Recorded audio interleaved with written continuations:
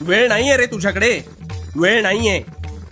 रोज स्वतःला सांगतोस अजून वेळ आहे आणि रोज स्वतःची स्वतःच फसवणूक करतोस हे कळत नाहीये तुला. आता जे मी तुला सांगणार आहे ते तुझ्या आयुष्याला कलाटणी देईल, त्यामुळे शांतपणे ऐक आणि मला मानत असशील तर अवश्य आचरणात आण.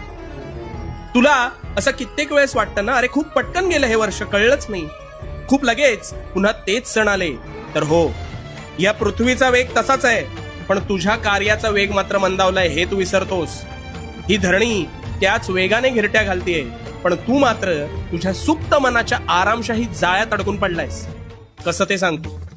तू ठरवतोस उद्यापासून अमुक एक गोष्ट चांगली करू, पण तो उद्या काही तुझ्या आयुष्यात उजाडत नाही, आणि जरी उजाडला तरी परवा तुझा तोच संकल्प संपुष्टात आलेला असतो. आतापर्यंत हेच होत आलंय, हो ना? आणि म्हणून तू मागेस.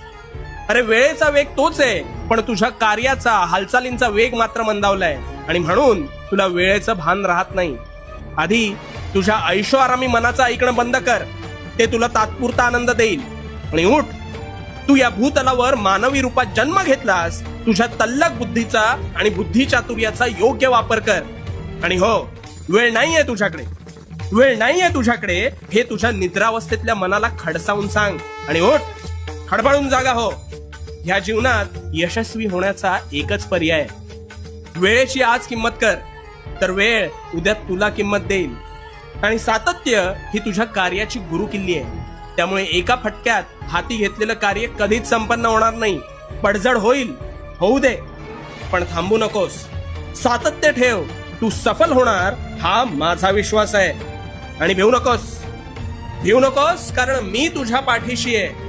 भिवू नकोस, मी तुझ्या पाठीशी आहे.